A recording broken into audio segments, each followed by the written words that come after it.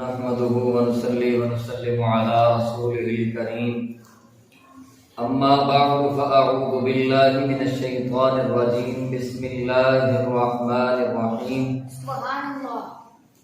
قال الله تبارك وتعالى في القرآن المجيد والفرقان الحميد سبحان الله. ألا إن أولياء الله لا خوف عليهم ولا هم يحزنون سبحان الله.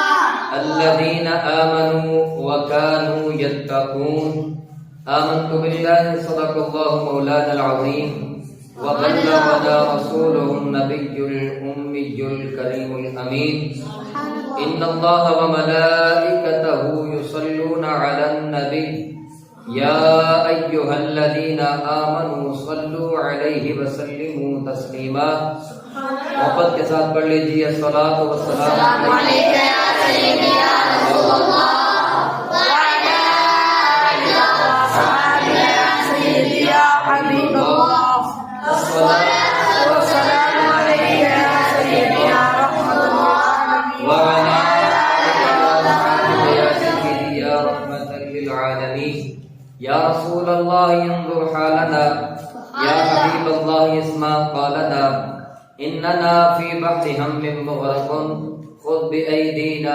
سہل لنا اشکالنا یا صاحب الجمال ویا سید البشر من وجهك المنیر لقد نبر القمر لا يمكن الثناء كما كان حقه بعد خدا وزبتوی قصہ مختصر سرکار غوث اعظم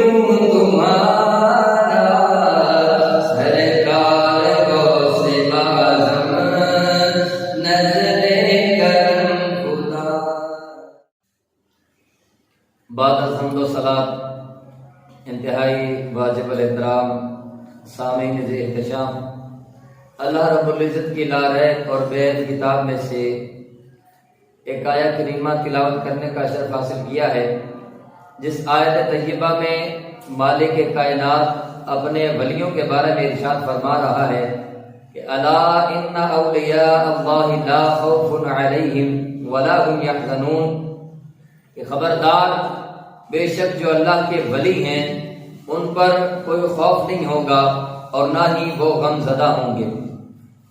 الذین آمنوا وکانوا یتقون، اور وہ کون سے لوگ ہیں؟ فرمایا وہ ایمان والے ہیں اور جنہوں نے تقوی اختیار کیا ہے وہ اللہ کے ولی ہیں۔ سبحان اللہ۔ تو پتہ چلا کہ جو اللہ رب العزت کا خوف دل میں رکھتے ہیں، جو اللہ سے ڈرتے ہیں، اس مالک کا خوف اپنے اندر رکھتے ہیں اور اس کے حکم کے مطابق اپنی زندگی کو گزارتے ہیں، تو وہ کون ہوتے ہیں؟ اللہ کے ولی ہوتے ہیں۔ اب آبدی وقار آج کا دن جمعہ المبارک کا دن ہے اور جمادی الثانی بلکہ ربیع الثانی کی آج 11 تاریخ ہے۔ ربیع الثانی کی 11 تاریخ ہے اور اس کو ہم بڑی 11ویں کے نام سے یاد کرتے ہیں۔ اب آبدی وقار نبی کریم علیہ الصلوۃ والسلام کی جو اولاد ہے اس میں سے ایک بہت ہی اہم شخصیت جس کو ہم امام الاولیاء کہتے ہیں، اور وہ ایسی شخصیت ہے کہ جن کا نام ہر کوئی جانتا ہے اور ان کے بارے میں ہر کسی کو یہ معلوم ہے کہ بڑی 11ویں والے جو پیر ہیں وہ کون ہیں۔ سیدنا غوث اعظم رضی اللہ تعالیٰ عنہ، قندیل نورانی، شہباز لامکانی، اور جن کا نام سید عبد القادر جیلانی رحمۃ اللہ تعالی علیہ ہے، وہ شخصیت ہے جس کو ہم بڑی 11ویں والے پیر کے نام سے جانتے ہیں۔ تو ابابت بکار آج کے اس مختصر سے بیان میں حضرت غوث اعظم رضی اللہ تعالیٰ عنہ کی شان جو ہے وہ بیان کی جائے گی۔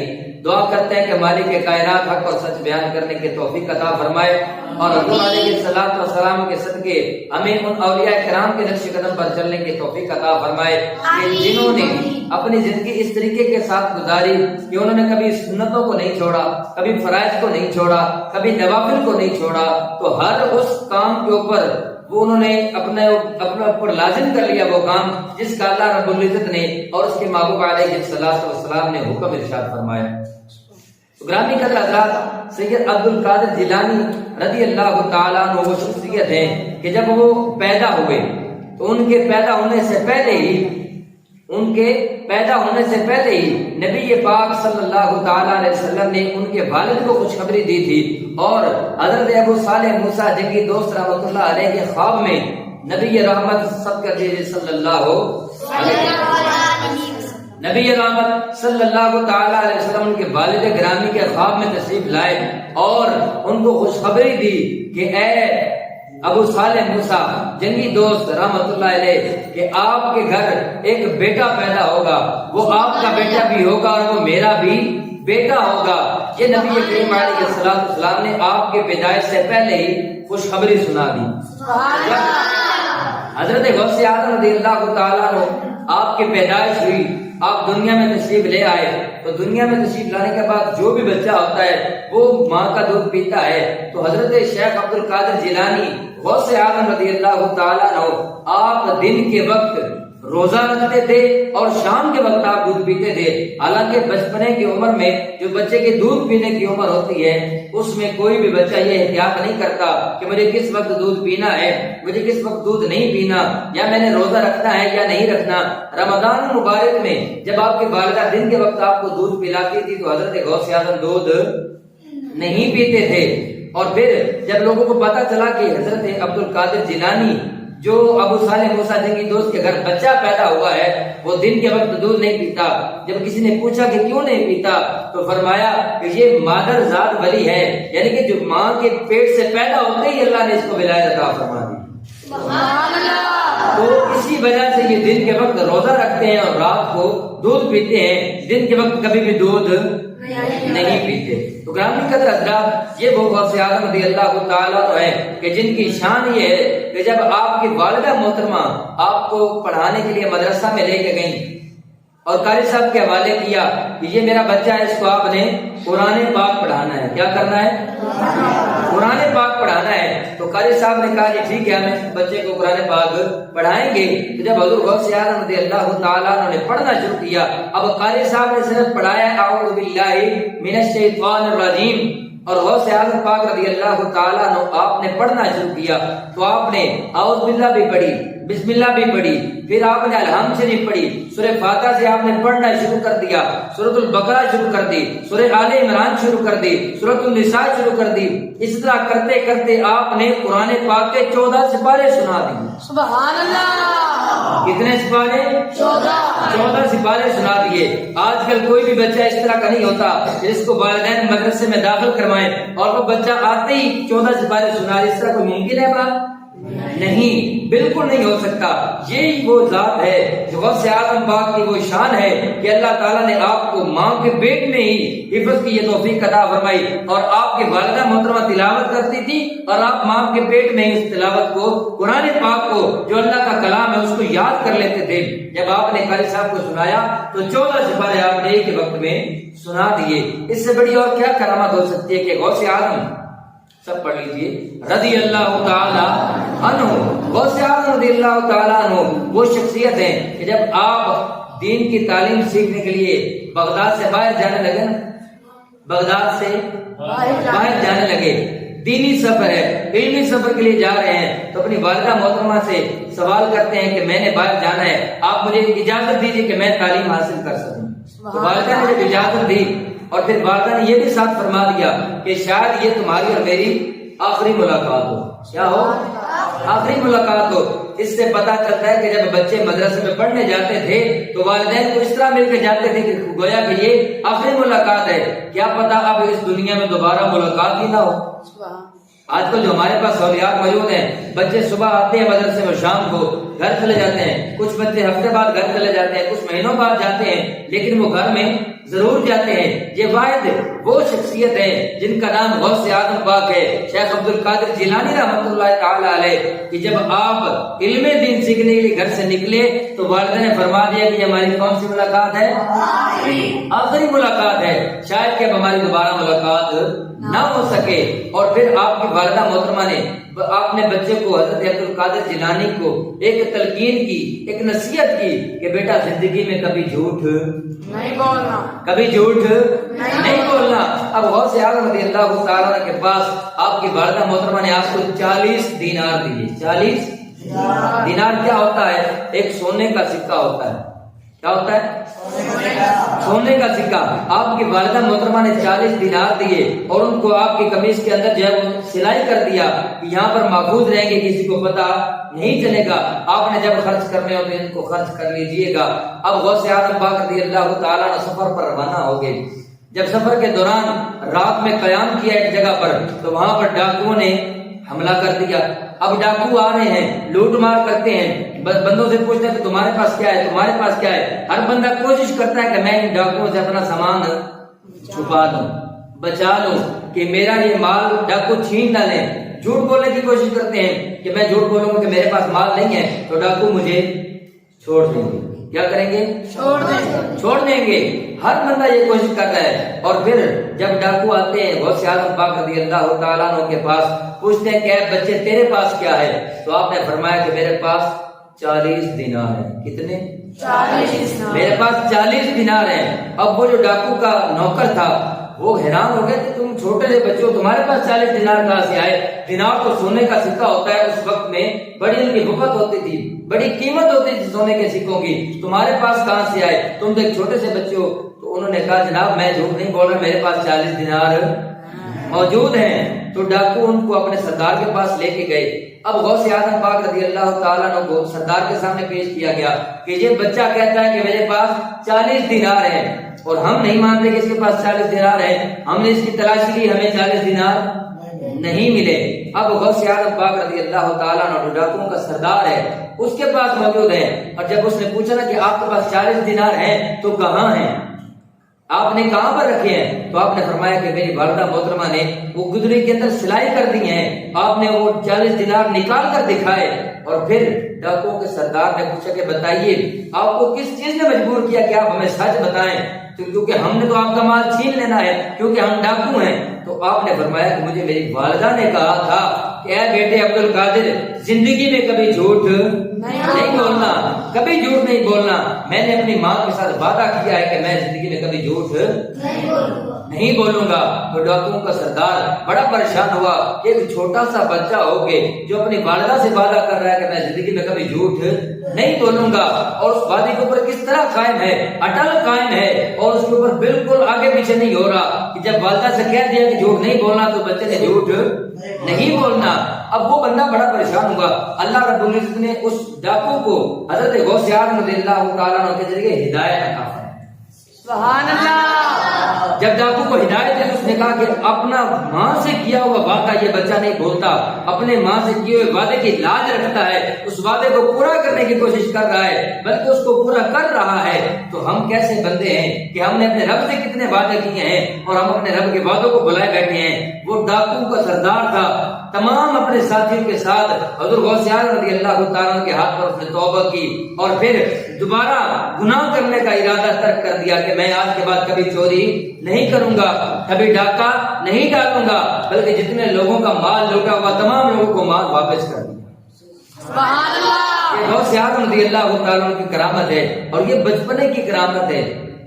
آپ رضی اللہ تعالیٰ نے جب تعلیم حاصل کر لی، غوث اعظم پاک جب مکمل علم پڑھ چکے، تو آپ بیان نہیں کیا کرتے تھے، آپ تقریر نہیں کیا کرتے تھے. توجہ ہے نا آپ کی؟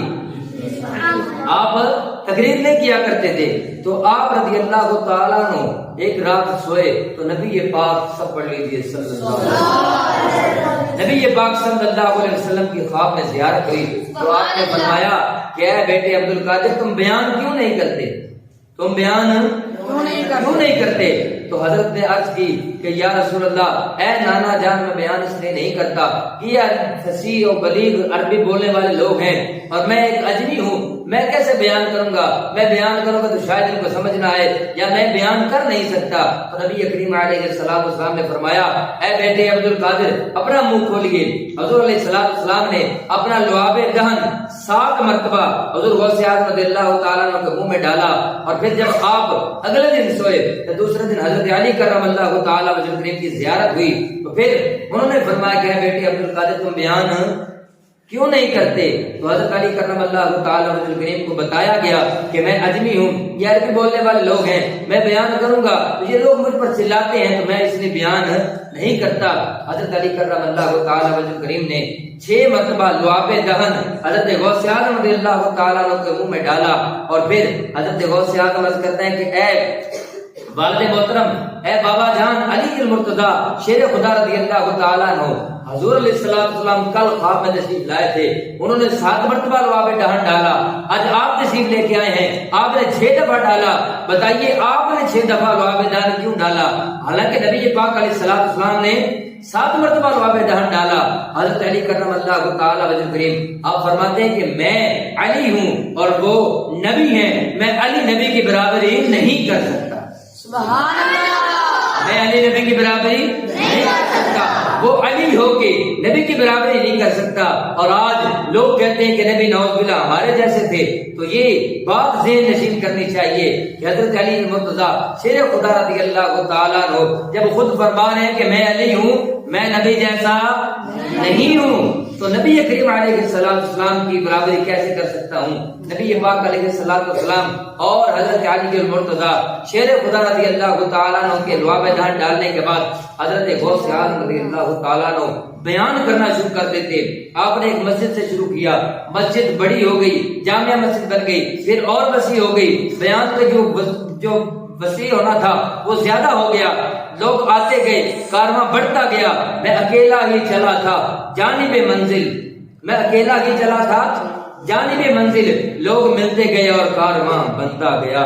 حضرت غوث اعظم رضی اللہ تعالیٰ نے جب بیان کیا کرتے تھے تو آپ کے بیان کی کرامت تھی کہ جس طرح پہلے والے لوگ آپ کے بیان کو سنتے تھے، آپ کی آواز کو سنتے تھے، اسی طرح جو پیچھے والے لوگ تھے وہ بھی آپ کی آواز کو سماعت کرتے تھے کہ آپ کو سپیکر کی ضرورت نہیں پڑتی تھی.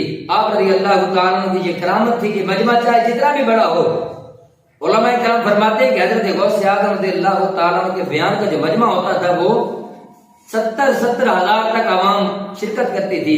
اور 70 ہزار کا مجمع جب آپ اس کے سامنے بیان فرماتے تھے تو وہ 70 ہزار یکساں آپ کی آواز کو سنتے تھے.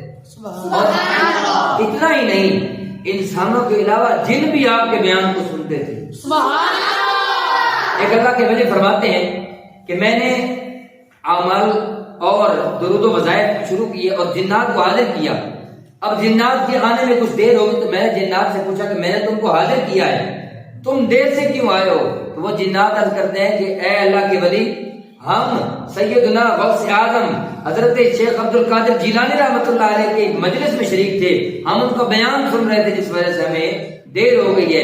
پتہ چلا کہ غوث اعظم رضی اللہ تعالیٰ عنہ کا بیان صرف انسان نہیں بلکہ جنات بھی آ کر سنا کرتے تھے. اور جتنے بھی اللہ کے ولی ہیں وہ تمام آپ رضی اللہ تعالیٰ عنہ کے بیان کو آ کر سنا کرتے تھے. یہ غوث اعظم رضی اللہ تعالیٰ عنہ کی شان ہے کہ اللہ تعالیٰ نے آپ کو وہ مرتبہ وہ مقام عطا فرمایا کہ آپ فرماتے ہیں کہ دنیا میں جتنے بھی ولی ہیں، جتنے بھی اولیاء کرام ہیں، ان تمام کی گردنوں پر میرا پاؤں ہے کہ جب تک کوئی بندہ اس وقت تک ولی نہیں بنتا جب تک اس کے اوپر عبد القادر کی مہر نہ لگے. جب حضرت عبد القادر جیلانی رحمۃ اللہ علیہ تعالی مور لگا دیتے ہیں تب بندے جو ہیں وہ اللہ کے ولی کامل بن جاتے ہیں. تو دعا کرتے ہیں کہ مالک کائنات ہمیں غوث اعظم رضی اللہ تعالیٰ عنہ کی تعلیمات پر عمل کرنے کی توفیق عطا فرمائے، اور جس طرح انہوں نے اپنی زندگی گزاری ہے نا اللہ کی رضا میں، اللہ تعالیٰ ہمیں بھی یوں ہی اپنی رضا میں زندگی گزارنے کی توفیق عطا فرمائے. آمین بجاہ النبی الامین وآخر دعوانا الحمدللہ.